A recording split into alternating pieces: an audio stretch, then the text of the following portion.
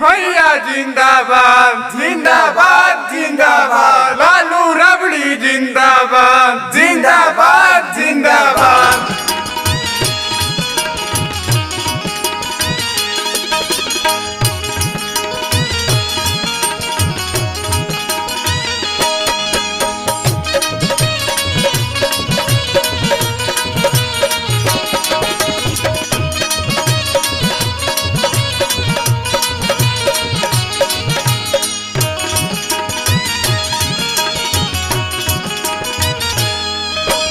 अब की लालू चाचा के लालटेन जोल जाई हो, अब की लालू चाचा के लालटेन जोल जाई हो। फौजी ओही थे बतम दबी बतिया जोल जाई हो, फौजी ओही थे बतम दबी बतिया जोल जाई हो।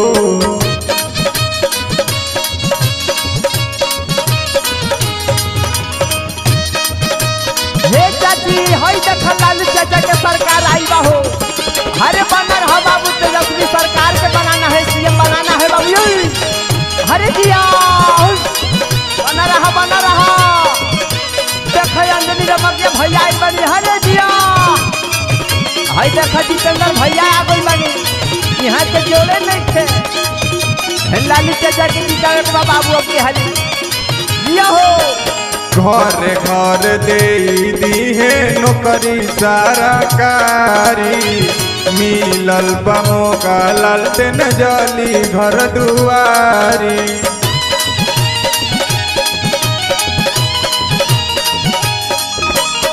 घर घर दे दी है नौकरी सरकारी, मिलल बमो का लालटेन जली घर दुआरी।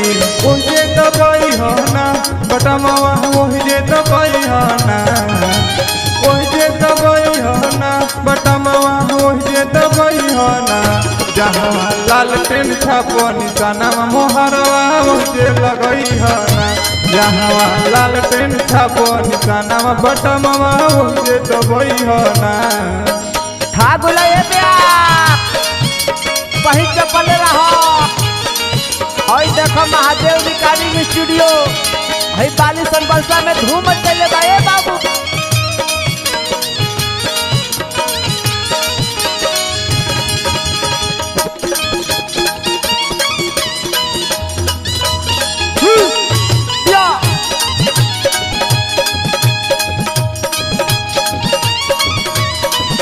हई देखिए हमारा लालू चाचा आ गइले हमारा तेजस्वी भैया के भी जितावे के बाद हे चाची कब कोई तैयार हो जाए और का हो। यू के राजा बात मानी बुथावे पे जाई, बबुआ हरेंदर के जाके समझाई।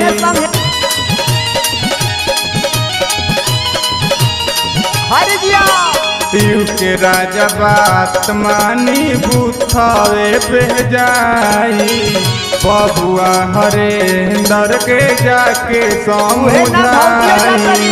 ओहे दबाई हो ना बटमवा, ओहे दबाई हो ना, ओहे दबाई हो ना बटमवा, ओहे दबाई हो ना। जहाँ लालटेन छापो निशाना मोहरवा ओहे लगई हो ना, जहाँ लालटेन छापो निशाना मोहरवा ओहे लगई हो ना। हई देख 2021 में छा गइले ए बाबू। हरे जिया जिया ए बिया, अरे ताहर जोड़ा नहीं खे हो। हई देखा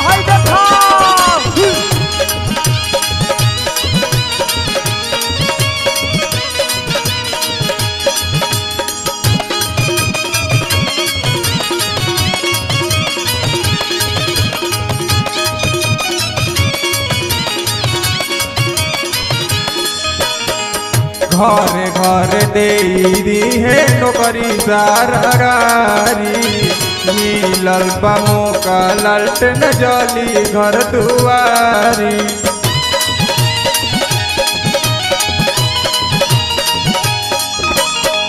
घर घर रे है नौकरी सरकारी मिलल बमोगा लालटेन जली घर दुआरी ओइसे दबाई हो ना हो बटमवा ओइसे दबाई हो ना ओइसे दबाई हो ना हो बटमवा ओइसे दबाई हो ना जहवा लालटेन छापो निशानवा मोहरवा ओइसे लगई हो ना जहवा लालटेन छापो निशानवा मोहरवा ओइसे लगई हो ना।